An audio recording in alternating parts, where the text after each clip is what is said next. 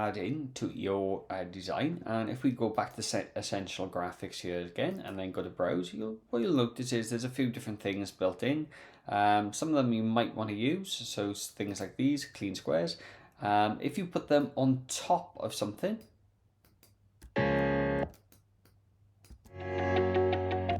okay, they will obviously will play first, and then whatever's behind them will play.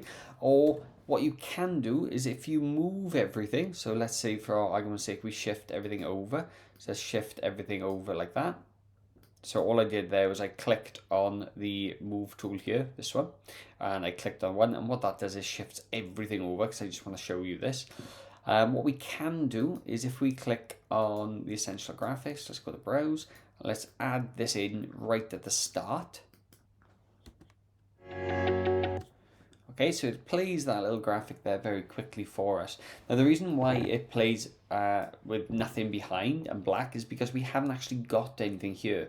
Now if we were to just click and move this up a little bit, in fact let's click that and move that up, and let's say we were going to put an image in as the background, so I'm going to use this one here. What this does is it'll show you what is being played behind. So this one is obviously being played behind this. Okay, and if I just cut that there, just to get rid of it.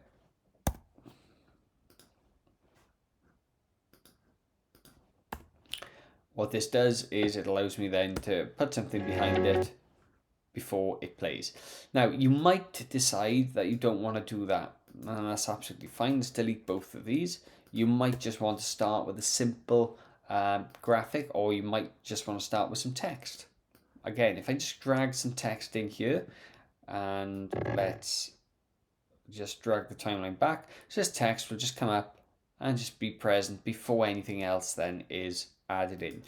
So that's really, really, really easy. Now, if you did want to put the text into a certain location, say for example we wanted to fit it in here, then what we can do is we can click on the transition that we want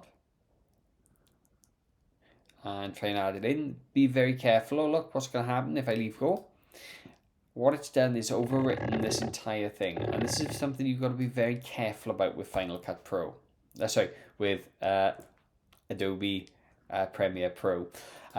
When you drag this in, obviously because I put it on that timeline there, it's overwritten what I want to do. So I'm just going to undo that now very quickly. And let's say for argument's sake, I click on this area here first. Now, what you'd think is that if I just click on that blank area and drag it in, it would automatically just put it into that area, but it doesn't. It does overwrite everything. So here's a really big tip for you. If you do want to drag in one of these starters, these sort of titles, what I usually do is put it onto the top there, and let's just go down to here to when it starts. Let's trim it.